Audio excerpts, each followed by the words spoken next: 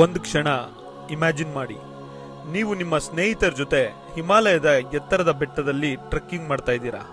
ಸುತ್ತಲೂ ಹಿಮ, ಸಾವಿರಾರು ಅಡಿ ಆಳದ ಕಣಿವೆ ಮತ್ತು ಕಣ್ಣಿಗೆ ಕಾಣುವಷ್ಟು ದೂರ ಯಾವುದೇ ಊರೂ ಇಲ್ಲ. ಇದ್ದಕ್ಕಿದ್ದಂತೆ ನಿಮ್ಮ ಸ್ನೇಹಿತ ಕಾಲು ಜಾರಿ ಕೆಳಗೆ ಬೀಳ್ತಾನೆ. ನೀವು ತಕ್ಷಣ ಮೊಬೈಲ್ ತಗೊಂಡು ಆಂಬ್ಯುಲೆನ್ಸ್ಗೆ ಕಾಲ್ ಮಾಡೋಣ ಅಂತ ಟ್ರೈ ಮಾಡ್ತೀರಾ. ಆದ್ರೆ ಸ್ಕ್ರೀನ್ ಮೇಲೆ ಕಾಣಿಸೋದು ಒಂದೇ ಪದ: ನೋ ನೆಟ್ವರ್ಕ್. ಒಂದು ಸಿಗ್ನಲ್ ಕೂಡ ಇಲ್ಲ. ನಿಮಗೆ ಏನ್ ಮಾಡ್ಬೇಕಂತ ಗೊತ್ತಾಗ್ತಾ ಇಲ್ಲ. ಅದೇ ಸಮಯದಲ್ಲಿ ನಿಮ್ಮ ಗೈಡ್ ತನ್ನ ಬ್ಯಾಗ್ನಿಂದ ಒಂದು ಫೋನ್ ತಗೊಳ್ತಾನೆ. ಒಂದೇ ಬಟನ್ ಪ್ರೆಸ್ ಮಾಡ್ತಾನೆ. ಕೆಲವೇ ಸೆಕೆಂಡ್ಗಳಲ್ಲಿ ಕಾಲ್ ಕನೆಕ್ಟ್ ಆಗುತ್ತೆ. ಇದು ಹೇಗೆ ಸಾಧ್ಯ? ಅಲ್ಲಿ ಮೊಬೈಲ್ ಟವರ್ ಇಲ್ಲ, ನೆಟ್ವರ್ಕ್ ಇಲ್ಲ, ಸಿಮ್ ಟವರ್ ಇಲ್ಲ. ಹಾಗಾದ್ರೆ ಆ ಫೋನ್ ಯಾರ ಜೊತೆ ಕನೆಕ್ಟ್ ಆಯ್ತು? ಇದಕ್ಕೆ ಉತ್ತರ ಸ್ಪೇಸ್ನಲ್ಲಿ ಸುತ್ತುತ್ತಿರೋ ಒಂದು ಸ್ಯಾಟಲೈಟ್ ಜೊತೆ. ಹೌದು ಸ್ನೇಹಿತರೆ, ಇತ್ತೀಚೆಗೆ BSNL ಭಾರತದಲ್ಲಿ ಒಂದು ವಿಶೇಷ ಸ್ಯಾಟಲೈಟ್ ಫೋನ್ನ ಲಾಂಚ್ ಮಾಡಿದೆ. ಈ ಫೋನ್ ಪ್ರೈಸ್ ಸುಮಾರು 1,34,000. ಆದ್ರೆ ಒಂದು ಫೋನ್ಗೆ ಇಷ್ಟು ಪ್ರೈಸ್ ಯಾಕೆ? ಇದು ಐಫೋನ್ಗಿಂತ ಪವರ್ಫುಲ್ಲಾ? ಸಾಮಾನ್ಯ ಜನರು ಇದನ್ನ ಬೈ ಮಾಡಬಹುದಾ? ಮತ್ತು ಮುಂದಿನ ದಿನಗಳಲ್ಲಿ ನಮ್ಮ ಫೋನ್ಗಳು ಟವರ್ ಬಿಟ್ಟು ಸ್ಯಾಟಲೈಟ್ಗೆ ಕನೆಕ್ಟ್ ಆಗ್ತವ? ಇಂದಿನ ವಿಡಿಯೋದಲ್ಲಿ ಈ ಎಲ್ಲಾ ಕುತೂಹಲಕಾರಿ ಪ್ರಶ್ನೆಗಳಿಗೆ ಉತ್ತರ ತಿಳಿದುಕೊಳ್ಳೋಣ. ನಮಸ್ಕಾರ ಸ್ನೇಹಿತರೆ, ವಿಶ್ವರಹಸ್ಯ ಚಾನೆಲ್ಗೆ ನಿಮ್ಮೆಲ್ಲರಿಗೂ ಹೃತ್ಪೂರ್ವಕ ಸ್ವಾಗತ. ಕಳೆದ ಕೆಲವು ದಿನಗಳಿಂದ ನ್ಯೂಸ್ ಚಾನೆಲ್ಸ್, ಸೋಷಿಯಲ್ ಮೀಡಿಯಾ ಮತ್ತು ಟೆಕ್ನಾಲಜಿ ವರ್ಲ್ಡ್ನಲ್ಲಿ ಒಂದೇ ವಿಷಯ ಹೆಚ್ಚು ಚರ್ಚೆ ಆಗುತ್ತಿದೆ: BSNL ಲಾಂಚ್ ಮಾಡಿರೋ ಸ್ಯಾಟಲೈಟ್ ಫೋನ್. ಮೊದಲ ಬಾರಿ ಈ ನ್ಯೂಸ್ ನೋಡಿದ ಹಲವರು BSNL ಸ್ಮಾರ್ಟ್ ಫೋನ್ ಲಾಂಚ್ ಮಾಡಿದ್ಯಾ ಅಂತ ಯೋಚಿಸಿದ್ರು. ಆದ್ರೆ ಇದು ಸ್ಮಾರ್ಟ್ ಫೋನ್ ಅಲ್ಲ, ಇದು ಸಾಮಾನ್ಯ ಮೊಬೈಲ್ ಕೂಡ ಅಲ್ಲ, ಇದು ಸ್ಯಾಟಲೈಟ್ ಫೋನ್. ಈ ಎರಡರ ಮಧ್ಯೆ ಇರೋ ಒಂದು ಡಿಫರೆನ್ಸ್ ಏನಂದ್ರೆ ಅದನ್ನ ನಾವಿಲ್ಲಿ ಅರ್ಥ ಮಾಡ್ಕೋಬೇಕು. ಈ ಟೆಕ್ನಾಲಜಿ ಎಷ್ಟು ಪವರ್ಫುಲ್ ಅನ್ನೋದು ನಮಗೆ ಗೊತ್ತಾಗುತ್ತೆ. ನಾವು ಪ್ರತಿದಿನ ಬಳಸೋ ಮೊಬೈಲ್ ಹೇಗೆ ಕೆಲಸ ಮಾಡ್ತಿದ್ಯೋ ಅದೇ ರೀತಿ ನೀವು ಕಾಲ್ ಮಾಡಿದಾಗ ನಿಮ್ಮ ಫೋನ್ ಮೊದಲು ಹತ್ತಿರದಲ್ಲಿರೋ ಮೊಬೈಲ್ ಟವರ್ಗೆ ಸಿಗ್ನಲ್ ಕಳಿಸುತ್ತೆ. ಆ ಟವರ್ ಆ ಸಿಗ್ನಲ್ನ ಮತ್ತೊಂದು ಟವರ್ಗೆ ಫಾರ್ವರ್ಡ್ ಮಾಡುತ್ತೆ. ಅಲ್ಲಿಂದ ನೆಟ್ವರ್ಕ್ ಸಿಸ್ಟಮ್ ಮೂಲಕ ಇನ್ನೊಬ್ಬ ವ್ಯಕ್ತಿಯ ಫೋನ್ಗೆ ಕಾಲ್ ತಲುಪುತ್ತೆ. ಅಂದ್ರೆ ಟವರ್ ಇದ್ರೆ ಮಾತ್ರ ಕಮ್ಯುನಿಕೇಶನ್ ಸಾಧ್ಯ. ಟವರ್ ಇಲ್ಲ ಅಂದ್ರೆ ನೋ ನೆಟ್ವರ್ಕ್, ನೋ ಕಾಲ್, ನೋ ಇಂಟರ್ನೆಟ್. ಇದೇ ನಾವು ದಿನವೂ ಅನುಭವಿಸುವ ಒಂದು ರಿಯಾಲಿಟಿ. ಗ್ರಾಮಗಳಲ್ಲಿ, ಕಾಡಿನಲ್ಲಿ, ಬೆಟ್ಟಗಳಲ್ಲಿ ಅಥವಾ ಹೈವೇಗಳಲ್ಲಿ ಪ್ರಯಾಣ ಮಾಡುವಾಗ ಸಡನ್ ಆಗಿ ನೆಟ್ವರ್ಕ್ ಹೋಗ್ಬಿಡುತ್ತೆ. ಆ ಸಮಯದಲ್ಲಿ ಒಂದು ಕಾಲ್ ಕೂಡ ಮಾಡೋಕ್ಕೆ ಸಾಧ್ಯ ಆಗೋದಿಲ್ಲ. ಆದ್ರೆ ಸ್ಯಾಟಲೈಟ್ ಫೋನ್ನ ಸ್ಟೋರಿ ಸಂಪೂರ್ಣ ಬೇರೆನೇ ಆಗಿದೆ. ಈ ಫೋನ್ಗೆ ಮೊಬೈಲ್ ಟವರ್ ಬೇಕಾಗೋದೇ ಇಲ್ಲ. ಇದು ಸಾವಿರಾರು ಕಿಲೋಮೀಟರ್ ದೂರದಲ್ಲಿರುವ ಸ್ಯಾಟಲೈಟ್ ಜೊತೆ ಡೈರೆಕ್ಟ್ ಆಗಿ ಕನೆಕ್ಟ್ ಆಗುತ್ತೆ. ಅಂದ್ರೆ ನೀವು ಭೂಮಿಯ ಯಾವುದೇ ಮೂಲೆನಲ್ಲಿದ್ರೂ ಮೇಲೆ ಸ್ಕೈ ಕಾಣಿಸ್ತಾ ಇದ್ರೆ ಈ ಫೋನ್ಗೆ ಕಮ್ಯುನಿಕೇಶನ್ ಮಾಡೋ ಅವಕಾಶ ಇರುತ್ತೆ. ಇದೇ ಕಾರಣಕ್ಕೆ army, navy, disaster rescue teams, forest officers ಮತ್ತು ಸಮುದ್ರದಲ್ಲಿ ಕೆಲಸ ಮಾಡೋ ಸಿಬ್ಬಂದಿ ಸ್ಯಾಟಲೈಟ್ ಫೋನ್ಗಳನ್ನ ಬಳಸ್ತಾರೆ. ಯಾಕಂದ್ರೆ ಅವ್ರಿಗೆ ನೆಟ್ವರ್ಕ್ ಗಿಂತ ಕಮ್ಯುನಿಕೇಶನ್ ತುಂಬಾನೇ ಮುಖ್ಯ ಆಗಿರುತ್ತೆ. ಇತ್ತೀಚಿನ ವರ್ಷಗಳಲ್ಲಿ ಭಾರತದಲ್ಲಿ ಹಲವು ದೊಡ್ಡ ಪ್ರಕೃತಿ ವಿಕೋಪಗಳು ಸಂಭವಿಸಿವೆ. Flood, cyclone, land slide, earth quake. ಇಂತಹ ಸಂದರ್ಭಗಳಲ್ಲಿ ಮೊದಲು ಡ್ಯಾಮೇಜ್ ಆಗುವುದು ಮೊಬೈಲ್ ಟವರ್ಸ್. ಟವರ್ ಡೌನ್ ಆದ ಕೂಡಲೇ ಸಾವಿರಾರು ಜನರು ಹೊರ ಜಗತ್ತಿನ ಸಂಪರ್ಕನ ಕಳೆದುಕೊಳ್ತಾರೆ. ರೆಸ್ಕ್ಯೂ ಟೀಮ್ಗಳಿಗೆ ಮಾಹಿತಿ ತಲುಪುವುದೇ ಕಷ್ಟ ಆಗುತ್ತೆ. ಅಂತಹ ಸಂದರ್ಭಗಳಲ್ಲಿ ಸ್ಯಾಟಲೈಟ್ ಫೋನ್ ಜೀವ ಉಳಿಸುವ ಒಂದು ಸಾಧನವಾಗುತ್ತೆ. ಆದ್ದರಿಂದಲೇ ಈ ಟೆಕ್ನಾಲಜಿಗೆ ಇಷ್ಟೊಂದು ಮಹತ್ವ ಇದೆ. ಆದ್ರೆ ಇಲ್ಲೊಂದು ದೊಡ್ಡ ಪ್ರಶ್ನೆ ಬರುತ್ತೆ: ಒಂದು ಫೋನ್ ಸ್ಪೇಸ್ನಲ್ಲಿರೋ ಸ್ಯಾಟಲೈಟ್ ಜೊತೆ ಹೇಗೆ ಮಾತನಾಡುತ್ತೆ? ಒಂದು ಚಿಕ್ಕ ಡಿವೈಸ್ ಸಾವಿರಾರು ಕಿಲೋಮೀಟರ್ ದೂರದ ಸ್ಯಾಟಲೈಟ್ಗೆ ತನ್ನ ಸಿಗ್ನಲ್ನ ಹೇಗೆ ಕಳಿಸುತ್ತೆ? ಮಧ್ಯದಲ್ಲಿ ಟವರ್ ಕೂಡ ಇಲ್ಲ, ಕೇಬಲ್ ಕೂಡ ಇಲ್ಲ. ಹಾಗಾದ್ರೆ ಈ ಮ್ಯಾಜಿಕ್ ಹೇಗೆ ನಡೆಯುತ್ತೆ? ನಿಜ ಹೇಳ್ಬೇಕಂದ್ರೆ ಇದು ಮ್ಯಾಜಿಕ್ ಅಲ್ಲ. ಇದ್ರ ಹಿಂದೆ ಇರೋ ಸೈನ್ಸ್ ಇನ್ನೂ ಅದ್ಭುತವಾಗಿದೆ. ಸ್ಯಾಟಲೈಟ್ ಫೋನ್ಗೆ ಮೊಬೈಲ್ ಟವರ್ ಅಗತ್ಯನೇ ಇಲ್ಲ. ಆದ್ರೆ ಟವರ್ ಇಲ್ದಿದ್ರೂ ಕಾಲ್ ಹೇಗೆ ಕನೆಕ್ಟ್ ಆಗುತ್ತೆ? ಈ ಪ್ರಶ್ನೆಗೆ ಉತ್ತರ ನಾವು ಮೊದಲು ನೋಡಬೇಕು. ಸ್ಪೇಸ್ಗೆ ಒಂದು ಚಿಕ್ಕ ಪ್ರಯಾಣ ಮಾಡಬೇಕು.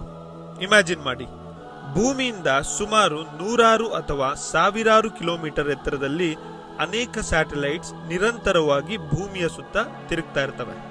ಇವು ಕೇವಲ ಫೋಟೋ ತೆಗೆಯಲು ಅಥವಾ ಟಿವಿ ಚಾನೆಲ್ಸ್ಗೆ ಮಾತ್ರ ಅಲ್ಲ. Navigation, weather forecast, military communication, internet ಮತ್ತು ಸ್ಯಾಟಲೈಟ್ ಫೋನ್ಗಳ ಕಮ್ಯುನಿಕೇಶನ್ಗೂ ಇದೇ ಸ್ಯಾಟಲೈಟ್ನ ಸಹಾಯ ನಮಗೆ ಮಾಡ್ತವೆ.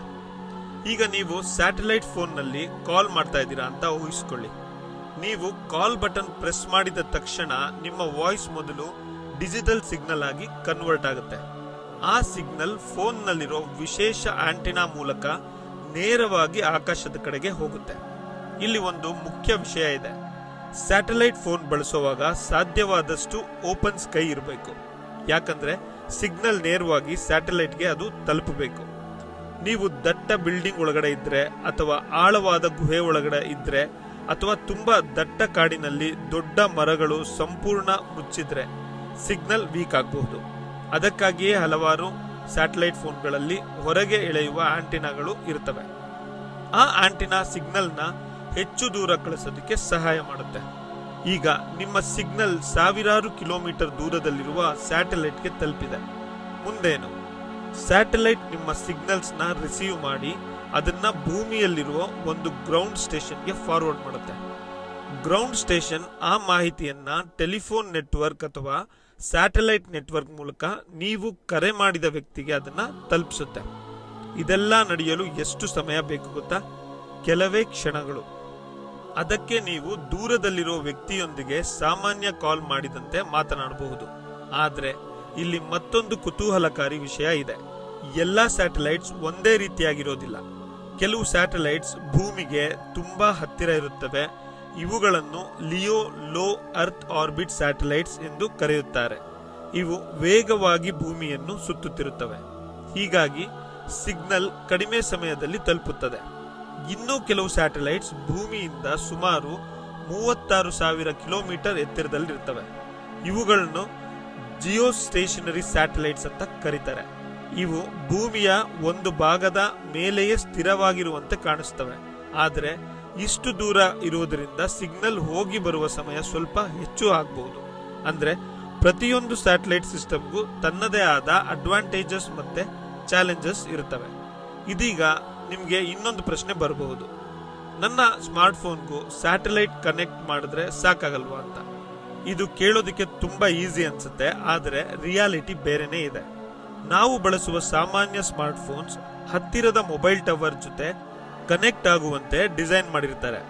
ಅವುಗಳ ಆಂಟೆನಾ, ಪವರ್ ಮತ್ತು ಕಮ್ಯುನಿಕೇಶನ್ ಸಿಸ್ಟಮ್ ಎಲ್ಲವೂ ಟವರ್ ನೆಟ್ವರ್ಕ್ ಗಾಗಿ ತಯಾರಿಸುತ್ತಾರೆ. ಆದರೆ ಸ್ಯಾಟಲೈಟ್ ಫೋನ್ಗೆ ಹೆಚ್ಚು ಪವರ್ಫುಲ್ ರೇಡಿಯೋ ಸಿಸ್ಟಮ್, ವಿಶೇಷ ಆಂಟೆನಾ ಮತ್ತು ದೂರದ ಸ್ಯಾಟಲೈಟ್ ಜೊತೆ ಕಮ್ಯುನಿಕೇಶನ್ ಮಾಡುವ ಒಂದು ಹಾರ್ಡ್ವೇರ್ನ ಬೇಕಾಗಿರುತ್ತೆ. ಅದಕ್ಕಾಗಿಯೇ ಅದು ಸಾಮಾನ್ಯ ಸ್ಮಾರ್ಟ್ ಫೋನ್ಗಿಂತ ದೊಡ್ಡದಾಗಿ ಕಾಣಬಹುದು. ಇದಕ್ಕೆ ಅದರ ಪ್ರೈಸ್ ಕೂಡ ಹೆಚ್ಚಾಗೇ ಇರುತ್ತೆ. ಆದರೆ ಒಂದು ಕುತೂಹಲಕಾರಿ ವಿಷಯ ಏನಂದ್ರೆ, ಇತ್ತೀಚೆಗೆ ಕೆಲವು premium smart phones emergency satellite messaging feature ಕೊಡಲು ಸ್ಟಾರ್ಟ್ ಮಾಡಿದವೆ. ಅಂದ್ರೆ ಭವಿಷ್ಯದಲ್ಲಿ ಸ್ಯಾಟಲೈಟ್ ಟೆಕ್ನಾಲಜಿ ನಿಧಾನವಾಗಿ ಸಾಮಾನ್ಯ ಮೊಬೈಲ್ಗಳಿಗೂ ಬರಬಹುದು. ಆದರೆ ಇದರಿಂದ ಸ್ಯಾಟಲೈಟ್ ಫೋನ್ಗಳ ಅಗತ್ಯ ಮುಗಿಯುತ್ತಾ ಇಲ್ಲ. ಯಾಕಂದ್ರೆ ಎಮರ್ಜೆನ್ಸಿ ಮೆಸೇಜ್ ಕಳಿಸೋದು ಒಂದು ವಿಷಯ, ಯಾವುದೇ ನೆಟ್ವರ್ಕ್ ಇಲ್ಲದ ಜಾಗದಲ್ಲಿ ಗಂಟೆಗಳ ಕಾಲ ವಾಯ್ಸ್ ಕಾಲ್ ಮಾಡಿ ಕಮ್ಯುನಿಕೇಶನ್ ಮಾಡುವುದು ಇನ್ನೊಂದು ವಿಷಯ. ಇಲ್ಲಿಯೇ ನಿಜವಾದ ಸ್ಯಾಟಲೈಟ್ ಫೋನ್ ತನ್ನ ಶಕ್ತಿಯನ್ನ ತೋರಿಸುತ್ತೆ.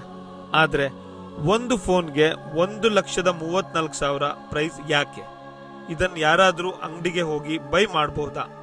ಮತ್ತು ಕೆಲವು ದೇಶಗಳಲ್ಲಿ ಸ್ಯಾಟಲೈಟ್ ಫೋನ್ ಬಳಸಲು ಸ್ಪೆಷಲ್ ಪರ್ಮಿಷನ್ ಯಾಕೆ ಬೇಕಾಗುತ್ತೆ? ಒಂದು ಫೋನ್ಗೆ 1,34,000 ನಿಜವಾಗಿಯೂ ಅಷ್ಟು ವರ್ತ್ ಇದೆಯಾ? ಮೊದಲ ನೋಟಕ್ಕೆ ಇದು ತುಂಬಾ ಕಾಸ್ಟ್ಲಿ ಅಂತ ಅನ್ಸ್ಬೋದು. ಅದೇ ಹಣದಲ್ಲಿ 2 ಪ್ರೀಮಿಯಂ ಸ್ಮಾರ್ಟ್ ಫೋನ್ಸ್ ತೆಗೆದುಕೊಳ್ಬಹುದು ಅಂತ ಸುಮಾರು ಜನ ಯೋಚನೆ ಮಾಡ್ತಾರೆ. ಆದ್ರೆ ನಾವು ಒಂದು ವಿಷಯನ ಇಲ್ಲಿ ಅರ್ಥ ಮಾಡ್ಕೋಬೇಕು. ಈ ಫೋನ್ ಅನ್ನ ಇನ್ಸ್ಟಾಗ್ರಾಮ್ ರೀಲ್ಸ್ ನೋಡೋದಕ್ಕೆ, ಯೂಟ್ಯೂಬ್ ಬ್ರೌಸ್ ಮಾಡೋದಕ್ಕೆ ಅಥವಾ ಗೇಮಿಂಗ್ ಆಡೋದಕ್ಕೆ ಆಗೋದಿಲ್ಲ. ಇದನ್ನ ಜೀವ ಉಳಿಸೋ ಕಮ್ಯುನಿಕೇಶನ್ ಡಿವೈಸ್ ಆಗಿ ಡಿಸೈನ್ ಮಾಡಿದ್ದಾರೆ. ಇಮ್ಯಾಜಿನ್ ಮಾಡಿ, ಒಂದು ದೊಡ್ಡ ಸೈಕ್ಲೋನ್ ಬಂದಿದೆ, ಸಂಪೂರ್ಣ ಜಿಲ್ಲೆಯ ಪವರ್ ಕಟ್ ಆಗಿದೆ, ಮೊಬೈಲ್ ಟವರ್ಸ್ ಬಿದ್ದಿದ್ದಾವೆ, ಇಂಟರ್ನೆಟ್ ಸರ್ವಿಸ್ ಸಂಪೂರ್ಣ ಕ್ಲೋಸ್ ಆಗಿದೆ.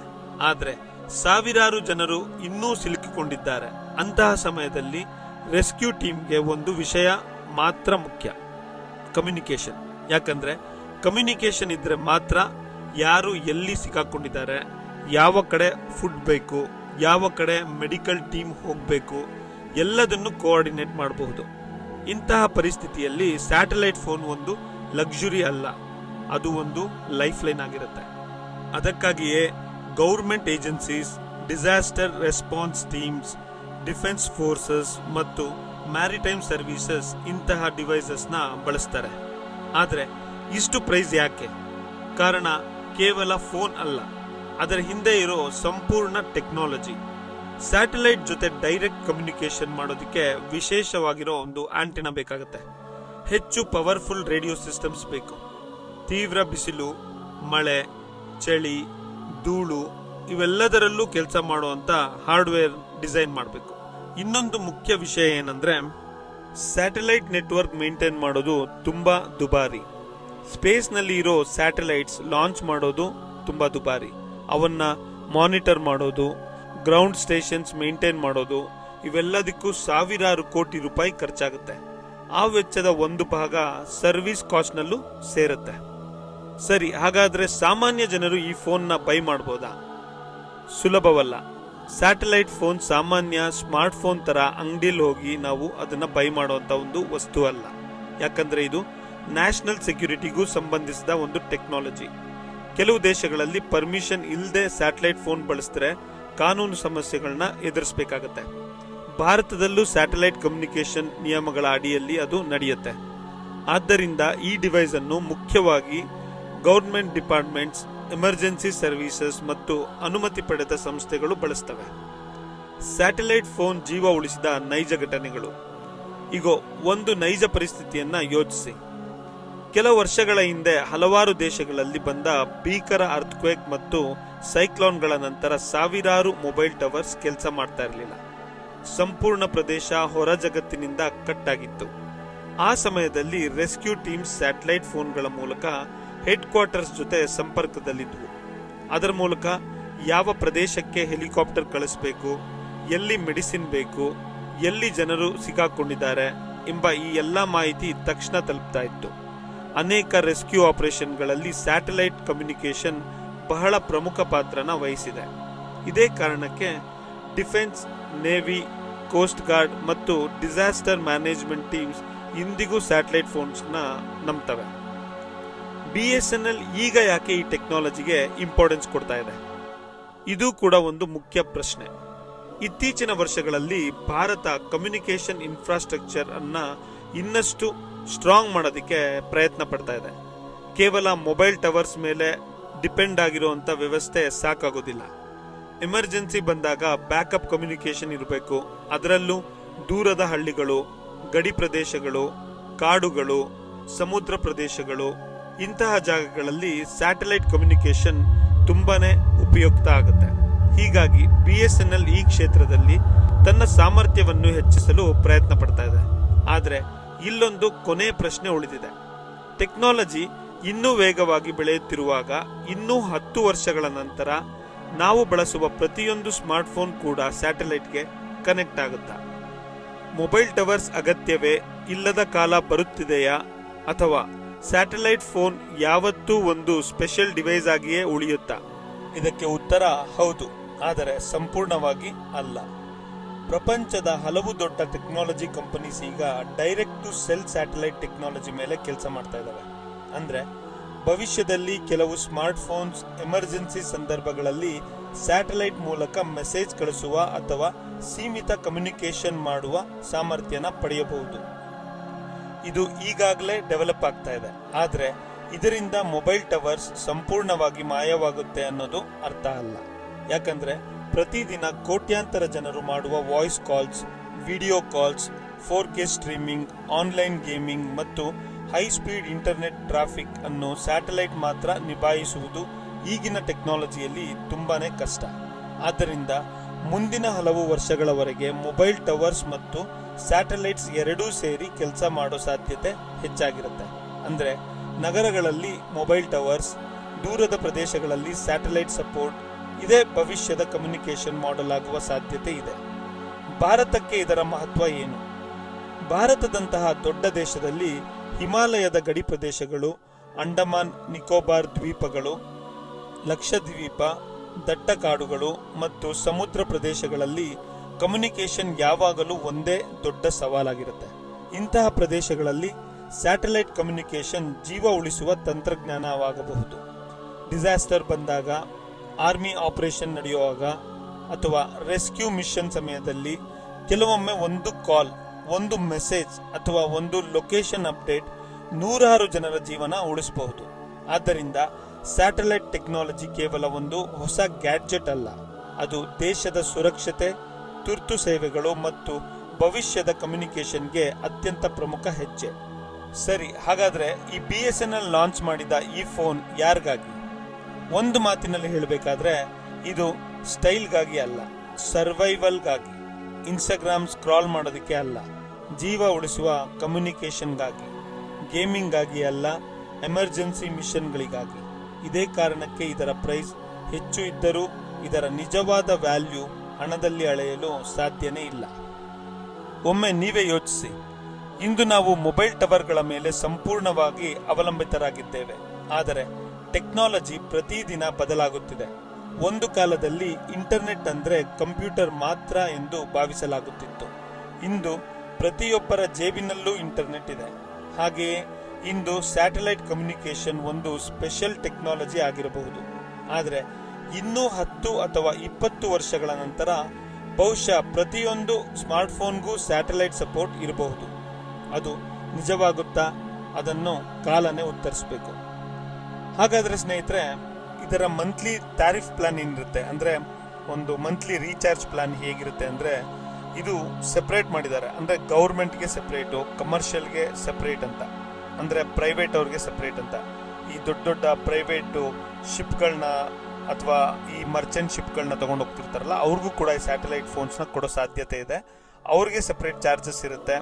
ಮತ್ತೆ ಗೌರ್ಮೆಂಟ್ ಅವ್ರು ಯೂಸ್ ಮಾಡೋದಕ್ಕೆ ಸೆಪರೇಟ್ ಚಾರ್ಜಸ್ ಇರುತ್ತೆ. ಗೌರ್ಮೆಂಟಲ್ಲಿ ಹೇಗಿರುತ್ತೆ ಅಂದರೆ, ಅದರಲ್ಲಿ G1, G2 ಈ ಥರ ಸೆಪರೇಟ್ ಸಬ್ ಡಿವೈಡ್ ಮಾಡಿದ್ದಾರೆ. ಮಂತ್ಲಿ ಚಾರ್ಜಸ್ ಗೌರ್ಮೆಂಟ್ G1ಗೆ 3,500 ರೂಪಾಯಿ ಇರುತ್ತೆ. ಅಂದರೆ 3,500 ರೂಪಾಯಿಗೆ ಅನ್ಲಿಮಿಟೆಡ್ ಕಾಲ್ಸ್ ಮಾತಾಡ್ಬೋದು, ಹರಟೆ ಹೊಡಿಬೋದು, ಆ ಥರ ಆಗೋದಿಲ್ಲ. 3,500 ರೂಪಾಯಿ ನಾವು ಮಂತ್ಲಿ ಚಾರ್ಜ್ ಮಾಡಿದ್ರೆ, ಅಂದರೆ ಗೌರ್ಮೆಂಟ್ ಚಾರ್ಜಸ್ ಪೇ ಮಾಡಿದ್ರೆ, ಅವ್ರಿಗೆ ಸಿಗೋದು 16 ನಿಮಿಷಗಳ ಒಂದು ವಾಯ್ಸ್ ಕಾಲ್. ಹಾಗೆ G2 ಗೌರ್ಮೆಂಟ್ G2 ಪ್ಲಾನಲ್ಲಿ ಹೋದರೆ 5,835 ರೂಪಾಯಿ ಪ್ರತಿ ತಿಂಗಳಿಗೆ. ಅದರಲ್ಲಿ 30 ಫ್ರೀ ವಾಯ್ಸ್ ಮಿನಿಟ್ಸ್ ಸಿಗುತ್ತೆ. ಅಂದರೆ 30 ನಿಮಿಷಗಳ ಕಾಲ ಅವರು ಅದನ್ನು ವಾಯ್ಸ್ ಕಾಲ್ಸ್ ಆಗಿ ಯೂಸ್ ಮಾಡ್ಬೋದು. ಇನ್ನು ಕಮರ್ಷಿಯಲ್ಗೆ ಬಂದರೆ ಅವ್ರಿಗೆ 11,670 ರೂಪಾಯಿಗೆ ಒಂದು ತಿಂಗಳಿಗೆ 60 ಫ್ರೀ ವಾಯ್ಸ್ ಮಿನಿಟ್ಸ್ ಸಿಗುತ್ತೆ. ಇನ್ನು ಆನ್ಯುವಲ್ ಚಾರ್ಜಸ್ ಅಂತ ಹೋದರೆ 38,500 ರೂಪಾಯಿಗೆ 240 ಫ್ರೀ ಮಿನಿಟ್ಸ್ ಅಥವಾ SMS ಗೌರ್ಮೆಂಟ್ಗೆ ಸಿಗುತ್ತೆ. ಹಾಗೆ ಕಮರ್ಷಿಯಲ್ ಅವ್ರಿಗೆ 64,185 ರೂಪಾಯಿ ಆನ್ಯುವಲಿಗೆ 360 ಫ್ರೀ ಮಿನಿಟ್ಸ್ ಅಥವಾ SMS ಸಿಗುತ್ತೆ. ಸೊ ಹಾಗಾಗಿ ಇದು ತುಂಬಾನೇ ದುಬಾರಿ. ಇದನ್ನ ಬೇಕಾದ ಸಮಯದಲ್ಲಿ ಮಾತ್ರ ಇದನ್ನ ಉಪಯೋಗಿಸ್ಕೋಬೇಕು. ಸುಮ್ಮನೆ ಹರಟೆ ಹೊಡೆಯೋದಕ್ಕೆ ಯೂಸ್ ಆಗೋದಿಲ್ಲ. ಇದು ನಮ್ಮ ಜೀವ ಉಳಿಸೋದಕ್ಕೆ ಇದು ತುಂಬಾ ಮುಖ್ಯ ಪಾತ್ರ ವಹಿಸುತ್ತೆ. ಹಾಗಾದ್ರೆ ಸ್ನೇಹಿತರೆ, BSNL ಲಾಂಚ್ ಮಾಡಿದ ಈ ಸ್ಯಾಟಲೈಟ್ ಫೋನ್ ಬಗ್ಗೆ ನಿಮ್ಮ ಅಭಿಪ್ರಾಯ ಏನು ಅಂತ ನನಗೆ ಕಮೆಂಟ್ ಬಾಕ್ಸ್ನಲ್ಲಿ ದಯವಿಟ್ಟು ತಿಳಿಸಿ. ಭವಿಷ್ಯದಲ್ಲಿ ಮೊಬೈಲ್ ಟವರ್ಸ್ಗಿಂತ ಸ್ಯಾಟಲೈಟ್ ಕಮ್ಯುನಿಕೇಷನ್ ಹೆಚ್ಚು ಮುಖ್ಯ ಆಗುತ್ತಾ, ಅಥವಾ ಎರಡೂ ಟೆಕ್ನಾಲಜಿಗಳು ಜೊತೆಗೆ ಸೇರಿ ಮುಂದುವರಿಯುತ್ತಾ? ನಿಮ್ಮ ಅಭಿಪ್ರಾಯವನ್ನು ದಯವಿಟ್ಟು ಕಮೆಂಟ್ ಬಾಕ್ಸ್ನಲ್ಲಿ ತಪ್ಪದೆ ತಿಳಿಸಿ. ಈ ವಿಡಿಯೋ ನಿಮ್ಗೆ ಇಷ್ಟ ಆಗಿದ್ರೆ ಲೈಕ್ ಮಾಡಿ, ನಿಮ್ಮ ಫ್ರೆಂಡ್ಸ್ ಜೊತೆ ಇದನ್ನು ಶೇರ್ ಮಾಡಿ. ಇನ್ನೂ ಇಂತಹ ಟೆಕ್ನಾಲಜಿ, ಸೈನ್ಸ್, ಹಿಸ್ಟ್ರಿ ಮತ್ತು ವಿಶ್ವದ ಕುರಿತಾದ ರಹಸ್ಯಗಳನ್ನ ತಿಳಿಯೋದಕ್ಕೆ ವಿಶ್ವ ರಹಸ್ಯ ಚಾನೆಲ್ನ ಸಬ್ಸ್ಕ್ರೈಬ್ ಮಾಡಿ. ನಾನು ಮತ್ತೆ ನಿಮಗೆ ಭೇಟಿ ಆಗ್ತೀನಿ ಮತ್ತೊಂದು ಕುತೂಹಲಕಾರಿ ವಿಡಿಯೋ ಜೊತೆ. ಅಲ್ಲಿವರೆಗೆ ಕುತೂಹಲದಿಂದಿರಿ, ಜ್ಞಾನವನ್ನು ಹುಡುಕ್ತಾ ಇರಿ. ನಮಸ್ಕಾರ.